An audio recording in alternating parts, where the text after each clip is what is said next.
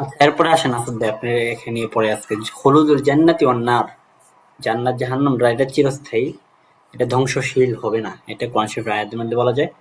যেখানে সবসময় বলা হয়েছে খালিদিনা ফিহা আবাদা, জান্নাতের ক্ষেত্রে বলা হয়েছে, জাহান্নামের ক্ষেত্রে বলা হয়েছে। এরপর আসেন মাসির উসাতুল মুমিন, মুমিনদের মধ্যে থেকে যারা পাপী তাদের স্থান কোথায় হবে? আন-নারু দারুল খুলুদিন লিল আশকিয়া আল্লাযীনা মাতু আলাল কুফর, আম্মা উসাতুল মুমিনিন ফাদারু খুলুদিহিম আল জান্নাহ, তাদের ঘর হলো জান্নাতের স্থান।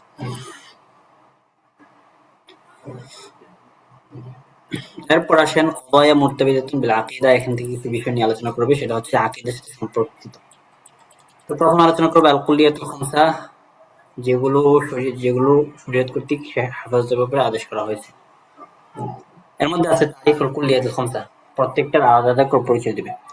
শরীয়ত কর্তৃক নির্ধারিত কুল্লিয়াতুল খামসার উদ্দেশ্য হলো দিন, নফস, আকল, আইর, মাল। আইর মানে সম্মান, এই পাঁচটাকে বলা হয় কুল্লিয়াতুল খামসা। এক নম্বর হচ্ছে দিন। দিন কাকে বলা হয়? হুয়া মা শারাআহু আল্লাহু তাআলা লিইবাদিহি মিনাল আহকাম ওয়াল মুরাদ বিহিফযিহি সিয়ানাতুহু আনিল কুফরি ওয়া ইনতিহাকি হুরমাতিল মুহাররামাত ওয়া লিহিফযিদ দ্বীন শুরিআ আল কিতালু দিদ্দিল মু'তাদিন, এটাকে বলা হয় দিন।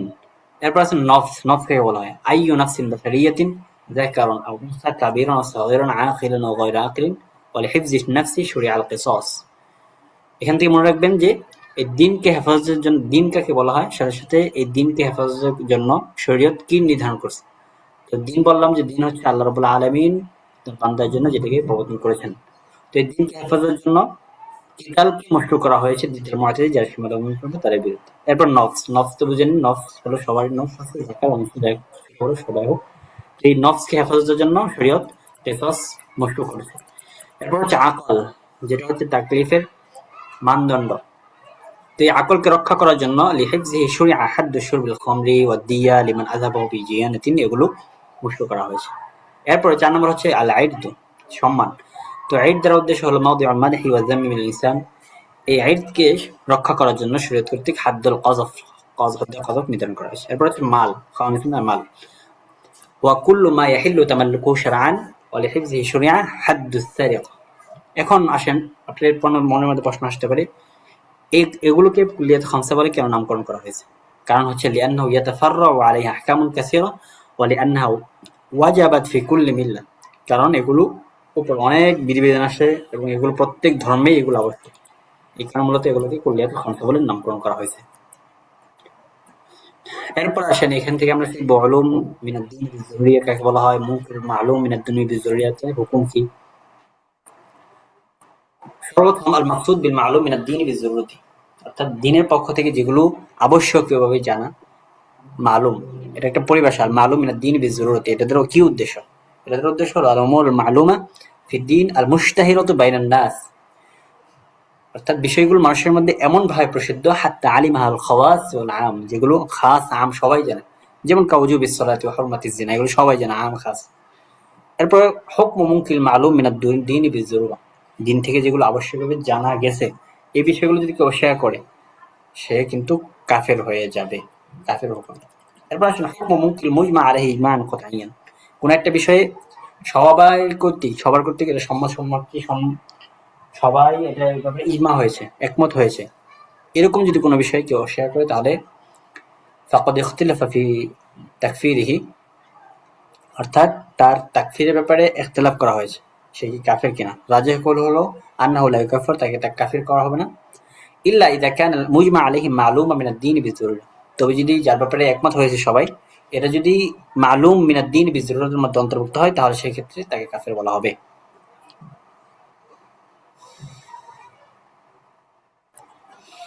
এরপর আসেন আদ-দারসুস সালিস আল ইমামা, এখান থেকে আমরা ইমামতের অর্থ জানবো, এরপরে তানসিবুল ইমামা, ইমাম নিযুক্ত করার হুকুম জানবো, এরপরে ওই সুরতগুলো বলবো যে সুরতগুলো ইমাম নিযুক্ত করার ক্ষেত্রে আবশ্যক, এরপর ইমাম হওয়ার জন্য কি কি শর্ত, এবং ইমাম তার নির্দিষ্ট পদ থেকে যদি বিরতি নিতে চায় তাহলে সেক্ষেত্রে কি শর্ত। তো মানাল ইমামা, ইমামার অর্থ কি? ইমামার অর্থ হচ্ছে ইয়া রিআসাতুন আম্মাতুন ফিদ-দ্বীন ওয়াদ-দুনিয়া, দ্বীন এবং দুনিয়ার ক্ষেত্রে যে ব্যাপক নেতৃত্ব, সেটাকে বলা হয় ইমামা। তো আল ইমামাতু মিনাল মাসালিহিল আম্মাহ ওয়া লাইসা আল ঈমানু বিহা রুকনান মিন আরকানিদ-দ্বীন, এটা হচ্ছে মাসালিহ আম্মার জন্য, এটা দ্বীনের কোনো রুকন নয়। হুকমু তানসিবিল ইমাম, ইমামকে নিযুক্ত করার কি হুকুম? তানসিবু ইমাম আদিলিন ওয়াজিবুন আলাল উম্মাহ, একজন ন্যায়পরায়ণ ইমামকে নিযুক্ত করাটা উম্মতের জন্য আবশ্যক। ওয়া হাযাল উজুব বিশরা'i, এই উজুবটা হচ্ছে শরীয়তের ভিত্তিতে, আকলের ভিত্তিতে নয়। কিন্তু মুতাজিলা ধারণা করে এটা আকলের ভিত্তিতে ওয়াজিব। এখন আসেন আল উজুহুদ দাল্লাতু আলা নাসবিল ইমাম।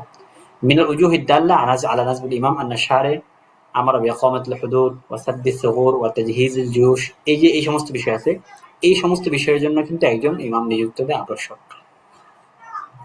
এরপর আসলে শুরুতুল ইমাম, ইমাম হওয়ার জন্য কি কি শর্ত লাগবে? ইসলাম লাগবে, বুলুগ লাগবে, আকল লাগবে, হুরিয়াত লাগবে, আদামুল ফিসক লাগবে। এরপর দেখেন ইমাম কখন ইমামকে তার স্থান থেকে আপনি নামাইতে পারবেন। আল্লাযী ইউজিবু খালআহু কুফরুহু আও আমরুহু বিমুকাফফারিন, যদি সে কুফর কাফের হয়ে যায় তাহলে সেক্ষেত্রে তাকে তারপর থেকে বরখাস্ত করা হবে। এবং যদি কুফরের ব্যাপারে আদেশ করে, ওয়া আন ইউজাদু মিনহুম মা ইউজাবু ইহতিলাল আহওয়ালিল মুসলিমিন, মুসলমানদের অবস্থার মধ্যে বিঘ্নিত তৈরি করে এমন কোনো যদি বিষয় পাওয়া যায় তাহলে সেক্ষেত্রে তার পদ থেকে বরখাস্ত করা হবে। এরপর এখান থেকে আমরা পড়বো হচ্ছে আল মাকসুদ বিল আমরিল মারুফ ওয়ান নাহি আনিল মুনকার, দালিল উজুবিল আমরিল মারুফ ওয়ান নাহি আনিল মুনকার, শুরুতুল আমরিল মারুফ ওয়ান নাহি আনিল মুনকার। তো আমরা আমর বিল মারুফ দ্বারা কি উদ্দেশ্য, ওয়ান নাহি আনিল মুনকার দ্বারা কি উদ্দেশ্য? মারুফ হলো মা আরাফা আশ-শারউ খায়রাহু ওয়া তালাবাহু আলা সাবিলিন নাদবি আও আল-উজুবি, আর মুনকার হচ্ছে মা আনকারাহু আশ-শারউ, সেটা যেটা অপছন্দ করে, ওয়া নাহা আন ফি'লিহি আলা সাবিলিল কারাহাতি ওয়াত তাহরিম। দালিল উজুবিল আমরি বিল মারুফ ওয়ান নাহি আনিল মুনকার, এটা তো কোরআনের মধ্যে আছে, ওয়াল তাকুম মিনকুম উম্মাতুন ইয়াদউনা ইলাল খায়রি ওয়া ইয়া'মুরুনা বিল মারুফ ওয়া ইয়ানহাউনা আনিল মুনকার। এরপর হাদিসের মধ্যে আছে মান রাআ মিনকুম মুনকারান ফালিয়ুগাইয়িরহু বিয়াদিহি ফাইন লাম ইয়াস্তাতি' ফাবিলিসানিহি ফাইন লাম ইয়াস্তাতি' বিকলবিহি ওয়া যালিকা আদআফুল ঈমান। এই ব্যাপারে ইজমা হয়েছে। শুরুতুল আমর বিল মারুফ ওয়ান নাহি আনিল মুনকার, এর শর্ত কি? ইয়াকুনুল কায়েম আল আমরি বিল মারুফ ওয়ান নাহি আনিল মুনকার আলিমান বিমা ইয়া'মুরু ওয়া ইয়ানহা। যদি আপনি সৎ কাজে আদেশ করতে চান তাহলে সেই ক্ষেত্রে আপনার যে ব্যাপারে আদেশ করছেন, যে ব্যাপারে নিষেধ করছেন সেটা জানা থাকতে হবে। এরপর ২ নম্বর হলো আইয়ামান আন লা ইউআদ্দি ইনকারাহু ইলা মুনকারিন আকবার মিনহু কাইয়ানহা আন শুরবিল খামরি ফায়ুআদ্দি নাহরাহু ইলা কতলি মাসালান, অর্থাৎ সে যেন নিরাপদ থাকে, তার যে বিষয় থেকে করতেছে অস্বীকার করাটাকে, অর্থাৎ সে এমন বিষয় থেকে নিষেধ করবে না যে বিষয়টা তার থেকেও বেশি পরে মুনকারের দিকে চলে যায়। কথার কথা, সে শুরুর খামার থেকে নিষেধ করলো, পরে দেখা গেল তার নিষেধাজ্ঞা এটা তাকে হত্যা করার দিকে নিয়ে গেল। এগুলো বিষয় থেকে নিরাপদ থাকতে হবে।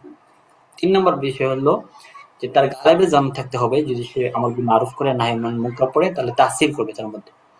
এই ৩টি শর্ত পাওয়া গেলে তাহলে সেক্ষেত্রে আমর বিল মারুফ ওয়ান নাহি আনিল মুনকার পাওয়া যাবে। ৪ নম্বর বিষয় আত-তাখাল্লি আনির রাযাইল, খারাপ বিষয় থেকে মুক্ত থাকা।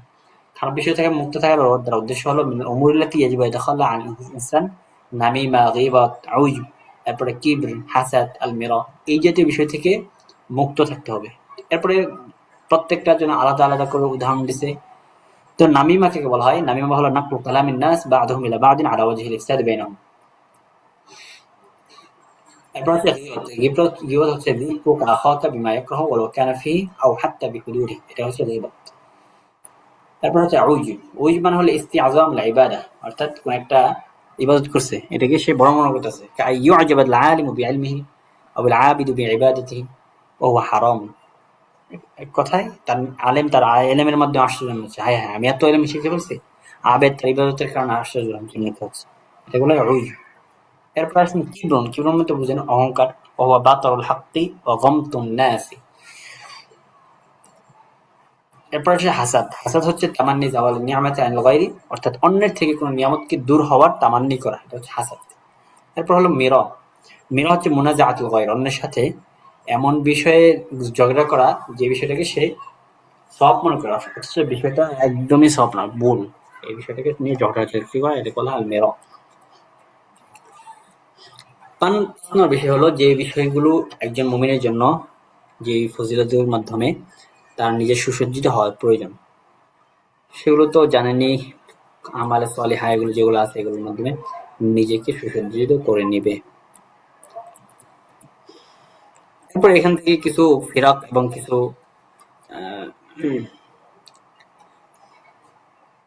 পন্থীদের মূল যে আকীদা এগুলো নিয়ে আলোচনা করছে। প্রথম খণ্ডের মধ্যে যেভাবে গেছে এখান থেকেও এভাবে পড়বেন। এখানে কয়েকটা নিয়ে পড়বো, তবে এখান থেকে আমাদের বিষয় হলো ২টা বিষয় নিয়ে পড়বো, একটা হচ্ছে বাহাইয়া, আরেকটা পরে আসবে। এই ২টা মাযহাব নিয়ে বা ফিরাক নিয়ে পড়বো।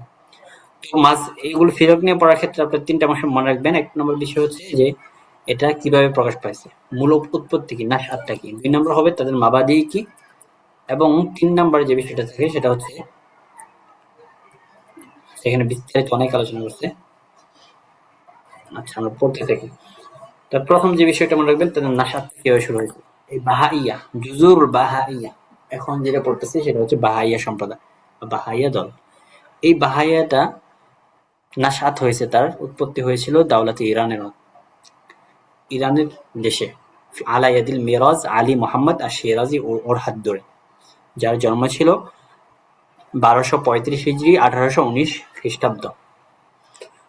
তো উনার মাধ্যমে মূলত এই জুজুর বাহাইয়ার মূল গোড়া উৎপত্তি হয়েছে। তাদের কি বৈশিষ্ট্য ছিল, মাবাদি উল মির্জা আলী মোহাম্মদ আশ-শিরাজি। ওনাদের মৌলিক বৈশিষ্ট্যগুলোর মধ্যে একটা ছিল, ওনারা কিয়ামতের দরজাকে বন্ধ করে দিয়েছে। সাথে সাথে ওনারা নামাজকে নস্খ করে নতুন নামাজ তৈরি করেছিল, যে নামাজটা পড়া হতো জাওয়ালের সময়, আরেকটা নামাজ পড়া হতো সালাতুল জামাতের নস্খ করে, অর্থাৎ সালাতুল জামাতকে নস্খ করে ওনারা একে একে নামাজ পড়তো। মিনাল জানাবাতি গায়রু ওয়াজিবিন, জানাবাত থেকে পবিত্রতা হওয়া, এটা ওয়াজিব নয়। ওয়ানিল কিবলাতি হিল বাইতুল্লাযী উলিদা ফিহি বিশিরাজ, এই যে মোহাম্মদ আলী সিরাজ, মির্জা আলী মোহাম্মদ শিরাজি, ওই যেই গ্রহে জন্মগ্রহণ করেছে এই দিকে ওনারা কেবলা বানাইছিল। এই সমস্ত বিষয় ওদের মৌলিক আকীদা ছিল। এরপর আসেন মুআসসিসুল বাহাইয়া। এই বাহাইয়ার মুআসসিস কাকে ধরা হয়? তো বাহাইয়ার মুআসসিস হিসেবে ধরা হয় হুসাইন আলী আল মাজিনদারানি ইবনে মির্জা আব্বাস। সে ইরানে জন্মগ্রহণ করেছিল এবং ওই যুগেই উলামার যে মৌলিক বিষয়গুলো, এই বিষয়গুলো শিক্ষা করেছিল। এরপর আসেন বাহাইয়াদের মৌলিক দাবিগুলো কি। বাহাইয়াদের মৌলিক দাবির মধ্যে এক নম্বর হচ্ছে ইদআ উন-নুবুওয়াহ, তারা নবুয়ত দাবি করে, অর্থাৎ তারা দাবি করে যে সে হচ্ছে একজন নবিয়্যুন মাবউসুন রাসূলুন মুহা ইলাইহি মিনাল্লাহি তাআলা। এরপর 2 নম্বর দাবি, তারা হচ্ছে পূর্ববর্তী শরীয়তকে নস্খ করে দেয়। তারা দাবি করে আন্না শরিয়াতুন নাসাখাত কুল্লা শারাইআস সাবিকা। 3 নম্বর হচ্ছে ইনকিরারুল মুআজিজাত। 4 নম্বর হচ্ছে ইদআউল উলুহিয়্যাহ, তারা নিজেদেরকে ইলাহিয়াহ দাবি করে। তানাসসুখুল আরওয়াহ, ওয়াহদাতুল ওয়ুজুদ, ওয়াহদাতুল আদিয়ান, ওয়াহদাতুল আওতান, ওয়াহদাতুল লুগা, সালামুল আলামী। এগুলো হচ্ছে তাদের মৌলিক দাবি। এরপর আসেন কুতুবুল বাহাইয়া। বাহাইয়াদের কিতাব কি ছিল? এই মির্জা একটা কিতাব লিখছিল, নাম লিখছিল আকদাস, তাদের একটা কিতাব। তো মনে করে যে এই আকদাসটা আসমান থেকে অবতীর্ণ হয়েছে। এরপর বাহাইয়াদের শরীয়ত কি? বাহাইয়াদের শরীয়তের মধ্যে আছে নামাজ তার দিনে 3 বার 9 রাকাত করে, বকুরের সময়, জাওরের সময়, আসরের সময়। এরপর হচ্ছে রোজা হলো শুধুমাত্র মার্চ মাসের 19 তারিখে, আর যদি কারো কাজা হয়ে যায় তাহলে সেই রোজাটা কাজা করবে না। এরপরে হজ ওটা আক্কা মাদফানুল বাহা, অর্থাৎ যেখানে বাহায়ের মাদফান দাফনস্থল, সে আক্কা নামক জায়গায় ঘোরাঘুরি করে, এবং সিরাজে যেখানে দাফনস্থল সেখানে ঘোরাঘুরি করে, এটাকে তারা হজ মনে করে। এরপরে তহরাতের ক্ষেত্রে বললাম যে কুল্লু শাইইন তাহিরুন, তাদের কাছে বাউল, আশিয়ান, নাজিসা যাই বলেন, এমনকি জানাবার থেকে গোসল করাও এটা আবশ্যক নয়, সবগুলো তাদের কাছে পবিত্র। এরপরে জাওয়াজের ব্যাপারে তারা বলে যে একটা বিবাহ করা যাবে, ওদের একাধিক করা যাবে না। এরপরে মিরাজের ক্ষেত্রে রিজাল নিসা একদম বরাবর। আর জিহাদের ক্ষেত্রে ওরা মনে করে জিহাদটা এটা হারাম। এই মোটামুটি বাহাইয়ের বিষয়টা পড়লেই চলবে দ্বিতীয় খণ্ডের মধ্যে। এরপরে কাদিয়ানের যে বিষয়টা আছে, সেখান থেকে কাদিয়ানির বিষয়টা পড়তে পারেন। কাদিয়ানির প্রকাশ করতে হয়েছিল, কাদিয়ানির কি নাম ছিল? 2টা নাম ছিল, কাদিয়ানিয়াত আর একটা হচ্ছে আহমাদিয়াত। এই মুআসসিসুল কাদিয়ানিয়া কে ছিল? তার নসব, তার হায়াত এবং তার ওফাত। এরপর মারাহিলুল কাদিয়ানিয়া, কাদিয়ানীদের বিভিন্ন স্তর ছিল, শুরুর যুগ থেকে একদম স্তরগুলো এখানে বর্ণনা করছে। এরপরে কাদিয়ানীদের মৌলিক বিষয়গুলো কি কি, তাদের মতামত, তাদের আকীদা বিশ্বাস কি কি ছিল, এখান থেকে বর্ণনা করছে। এখানে আল্লাহর ব্যাপারে কিছু ভ্রান্ত মতামত আছে, আল্লাহ খায়, আল্লাহ ঘুমায়, নাউজুবিল্লাহ, আল্লাহ ইউজামিয়া বলে, ইউনজিব। তারপরে নবীদের ব্যাপারে বলা হয়েছে ইয়াকুলুনা বিতানাসুখিল আরওয়াহ। এরপরে কোরআনে বলা হয়েছে যে কোরআনের যেটা প্রেরণ করা হয়েছে ওয়ানাজাল আলাইহিল কিতাব মুবিন, তার উপর স্পষ্ট কিতাব নাযিল করা হয়েছে, অর্থাৎ কাদিয়ানীর উপর ওহী প্রেরণ করা হয়েছে এবং তার নিকট স্পষ্ট কিতাব নাযিল করা হয়েছে। এরপর জিহাদ, ইসলাম বলে কোনো জিহাদ নেই। এরপর হজের ক্ষেত্রে ওনারা মনে করে কাদিয়ান এই স্থানটাও বাইতুল্লাহর মতো, মক্কা মদিনার মতো পবিত্র, এই জাতীয় বিষয় মনে করে। বর্তমানে কাদিয়ানী অধিকাংশ কাদিয়ানি কোথায় বসবাস করে? হিন্দ এবং পাকিস্তানে এই কাদিয়ানিদের উদ্ভব বেশি। ঠিক আছে, মুআযযাম القاديانية يعيشون الآن في الهند وباكستان। এই মোটামুটি বাহাইয়া এবং কাদিয়ানিতে বিষয়টা পড়লে হয়ে যাবে আর কি। এখান থেকে দাওয়াল বাহাইয়া এবং কাদিয়ানিয়া এই বিষয়গুলো বাতিল করছে, এই বিষয়গুলো দেখে নেবেন। ঠিক আছে আসাদ ভাই, আপনি শেষ পর্যন্ত থাকলেন। তাহলে এই পর্যন্ত আসাদ ভাই, নাকি আসেন না ঘুমিয়ে গেছেন আপনি? ঠিক আছে আসাদ ভাই, শুক্রিয়া শেষ পর্যন্ত আপনি থাকলেন। আর সাথীরা যে কই গেছে আল্লাহ জানে। ভিডিওটা দেখে নিন। আসসালামু আলাইকুম রহমতুল্লাহ।